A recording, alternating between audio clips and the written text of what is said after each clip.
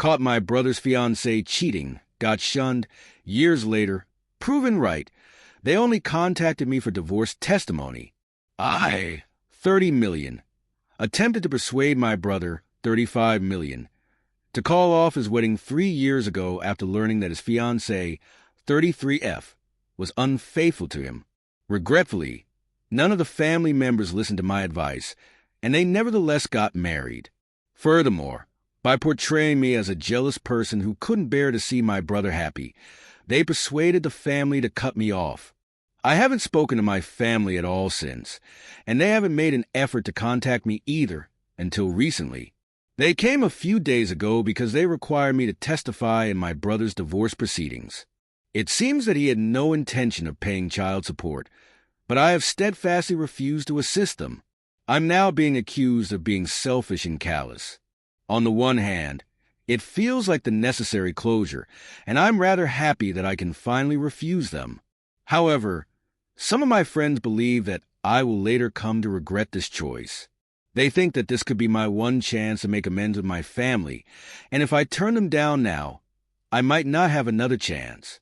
What if I didn't testify in family court in support of my brother? I'm not sure what to do. Here is the whole tale for those of you who want to know more specifics. My brother, Mickey, and his fiancée, Nah, who is now his wife, had been dating for 2 years when they were engaged. Mickey and I were not, and had never been very close.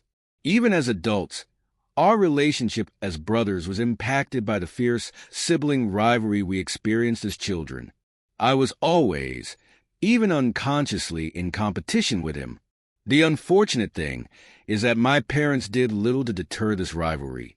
They knew I disliked my brother, and was angry that he was given preferential treatment over me simply because he was succeeding in life. To be fair, I was ignorant at the time and thought that families shouldn't evaluate you based on your performance. I believe that they ought to be somewhat neutral, particularly when it comes to siblings. Naturally, I now understand that's not how it operates. Everyone evaluates you according to your level of success, and family is no different. I had no idea how to approach things diplomatically at the time. Just whatever was on my mind, I would express it. Consequently, my parents discovered that I harbored animosity toward my brother since, despite my aversion to admitting it, he had consistently outperformed me in some areas. Unfortunately, for my parents, these certain things were all that counted. Mickey did exceptionally well in science, math, and related subjects.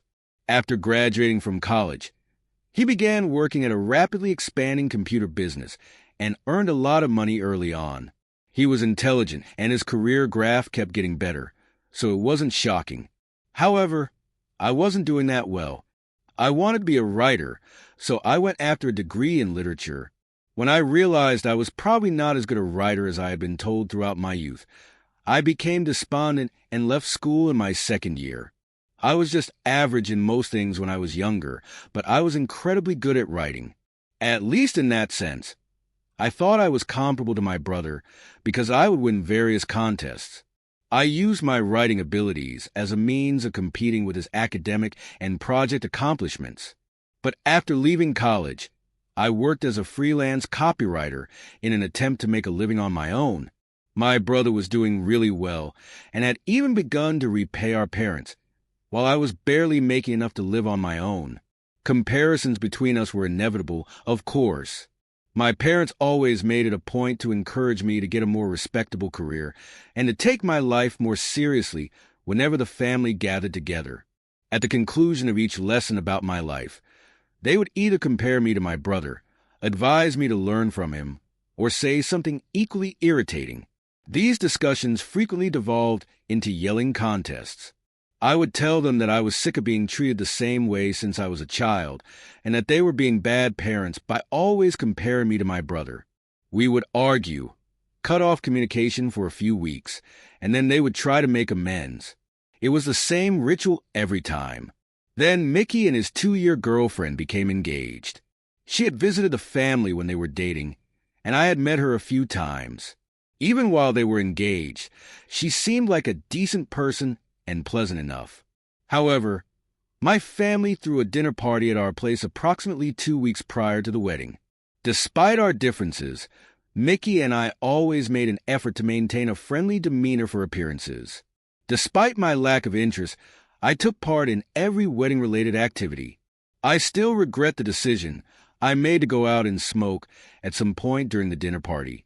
At that moment, I caught a glimpse of Mickey's fiancée now making out with my younger cousin Jacob, 27 million. I had walked a short distance from the house back, then, because my parents were unaware that I smoked. I was perplexed when I saw Jacob's automobile, because he had previously stated that he was going home. Curiosity compelled me to investigate further. I saw them together at that point. I'm not sure which of the three of us was more surprised, but I stubbed out my cigarette right once and began to head home without turning around. Now I entered after a few minutes when I got back, but Jacob was not there. I suppose he went home at last. Fortunately, there were no queries about what had happened because everyone had been drinking and no one had realized that the three of us were missing. I didn't speak to my brother that evening. I left the party soon after because I hadn't had time to digest what I had witnessed. But Na persisted on messaging me all night long, pleading with me to keep what I had witnessed a secret from Mickey. She claimed that the only time she had made out with Jacob was when I saw them, and she felt a great deal of regret for it. She vowed that it would never occur again. Na begged me not to destroy her marriage, saying she was totally devoted to Mickey and would never do it again. She only asked that I keep her secret. After giving it some thought that evening, I made the decision to notify Mickey. I felt obligated to him as his brother, despite the fact that we were not particularly close. The least I could do was that. I told Mickey everything and asked if we might have lunch together the next day. He didn't answer right away, but he appeared astonished and upset. He simply thanked me for being honest with him before leaving for his house. I wasn't sure what to anticipate after that, so I was taken aback when, for a few days, no one in the family contacted me. About a week before the wedding, I discovered that everyone in the family had blocked me everywhere, which left me absolutely perplexed. I chose to go see my folks because I had no idea what was happening. I was shocked when they wouldn't even open the door. With nothing else to do, I went to see Mickey because I was sure he was involved. Mickey merely opened the door to make fun of me. He urged me to go as soon as he spotted me and began to make crude faces. His actions perplexed me much because the last time we spoke, he had expressed gratitude for my candor. But he was singing a new song now. Mickey claimed that because I was a terrible person, I was attempting to destroy his relationship with Na. I made up the narrative about her and Jacob, he said, simply to make things more dramatic. I knew Na had probably persuaded him that I was lying, even though his remarks were really hurting. I decided there was no use in debating, so I just went away without saying anything. My parents sent me a message later that day. After unblocking me, they informed me that they did not want me to get in touch with them ever again. Since I had nothing of my own, they accused me of being a jealous liar who was attempting to destroy Mickey's life and marriage. They accused me of fabricating terrible stories about my brother's fiancée in order to ruin their wedding, claiming they had always known I was bitter over his success. It was a horrible message. They declared that I was repulsive and that they no longer wished to interact with me. They were obviously duped by Na, and they trusted her more than their own son. Nothing I said would persuade them otherwise. I didn't communicate with my brother, parents, or the rest of the family for the following 5 years. They saw me as someone who, out of insecurity, had attempted to destroy Mickey's marriage. I was sick of trying, and there was nothing I could do to alter their perception of me.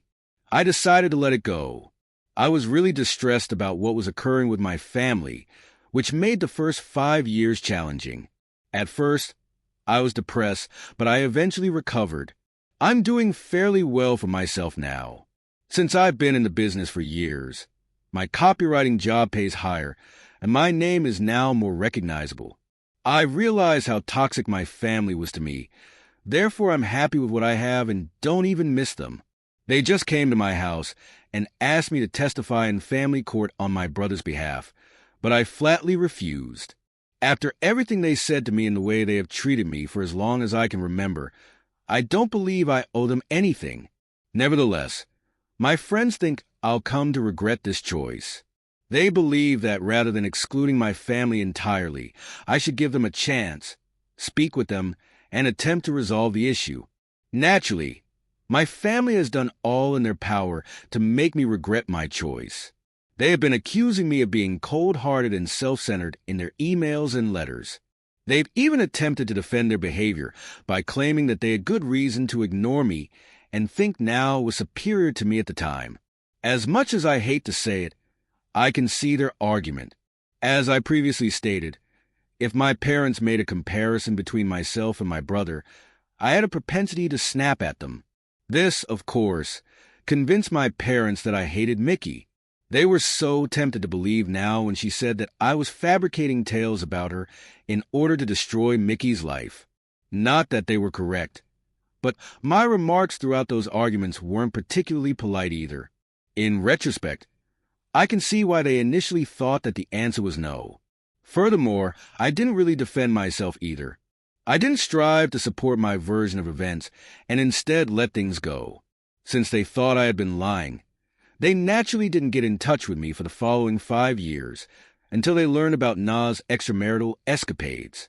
This past contributes to my current sense of guilt. I really think that if we had all tried, we could have resolved the issue as a family, but none of us did. I'm included in it. This is the cause of my conflict.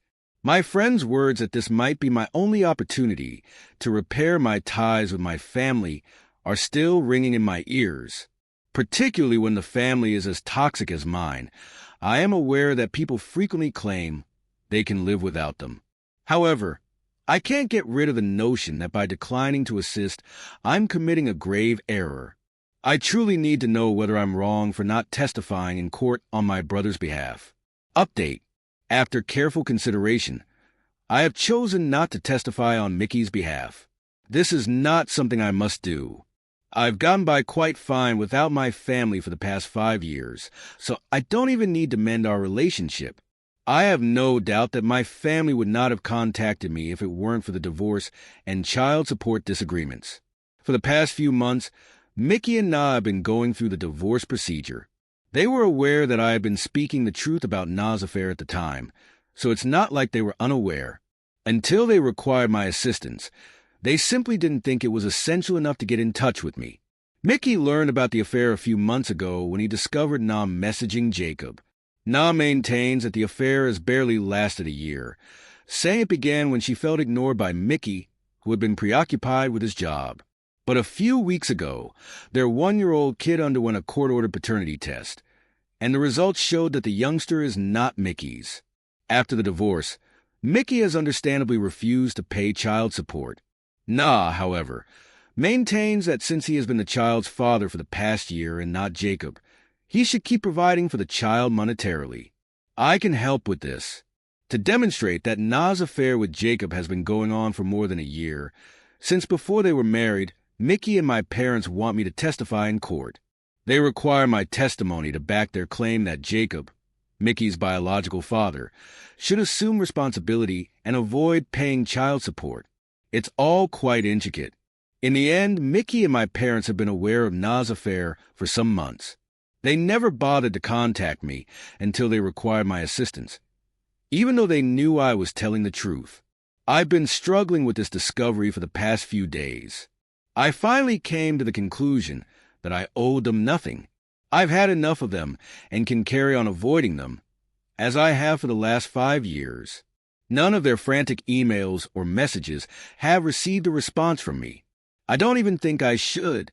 I have, however, discussed this matter with my friends, who are the ones who urged me to try to make amends and get back in touch with my family. Naturally, they wanted me to have no regrets and had my best interest in mind. Nevertheless, I felt compelled to inform them of my choice. I could see my buddies weren't totally on board when I gave them my justification. I didn't know them an explanation, but I went into detail nevertheless. I made this decision because, following my breakup with my family 5 years ago, these people have supported me. They have my sincere gratitude for their assistance. I told them what I knew about my family's poisonous behavior and how I had been handled by them in the past. This time, I went into detail, even though they had a rough notion of what transpired. Because it was so personal, and I detested reliving those experiences, I had previously avoided talking about it.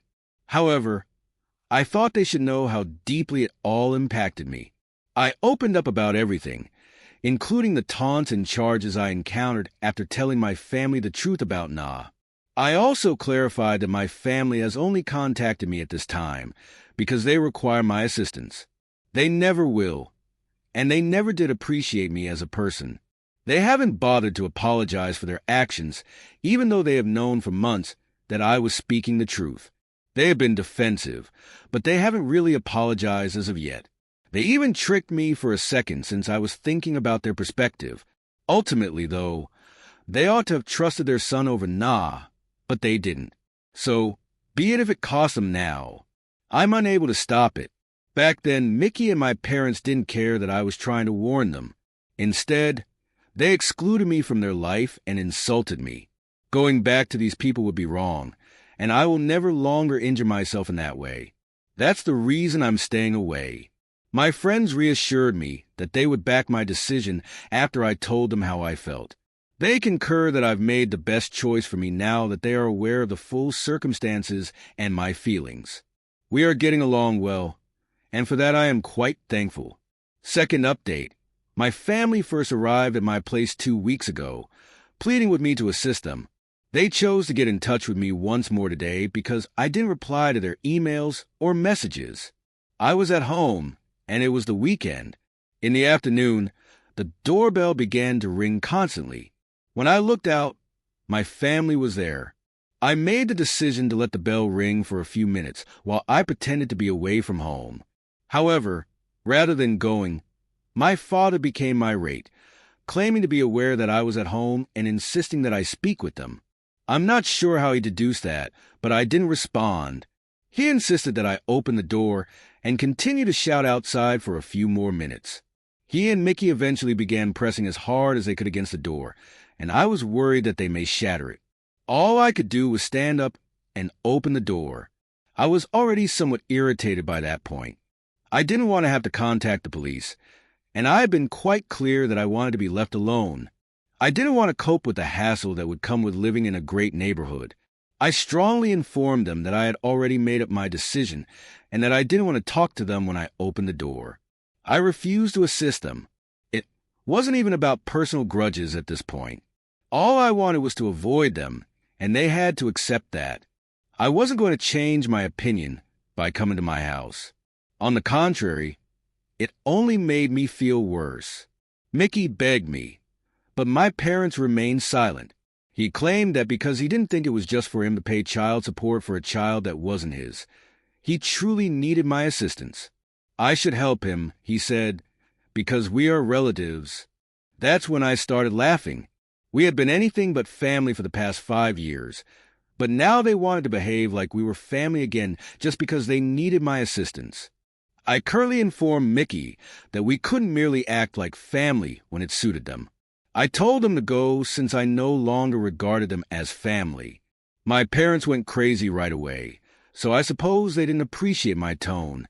My mom informed me that I had no right to talk to them in that manner since, in spite of everything, they were still my parents and had reared me. Therefore, I owed them everything. My dad had began ranting at me. I retaliated, of course, and a few minutes later, we were yelling at each other again. We might have continued much longer if it weren't for Mickey. Fortunately, he was able to stop them both. Then, unexpectedly, he turned to face me and started begging. He acknowledged that he wasn't always the best brother, but he stated that if I helped him now, he would owe me a huge debt. Mickey said that he didn't really want children, and that it wasn't right for him to provide for an unfaithful wife and an unborn child. It all seemed dramatic, but I could tell he was desperate and really depended on me when he said that I was the only person who could stop this injustice. But after the argument I had just had with my parents, I had no interest in assisting any of them at the moment. I threatened to call the police if they didn't leave. I closed the door after that. In the end, they did depart. After this, I really don't have anything more to say to them. So even though I'm not sure whether I did the right thing, I hope they leave me alone. I'm sorry for Mickey.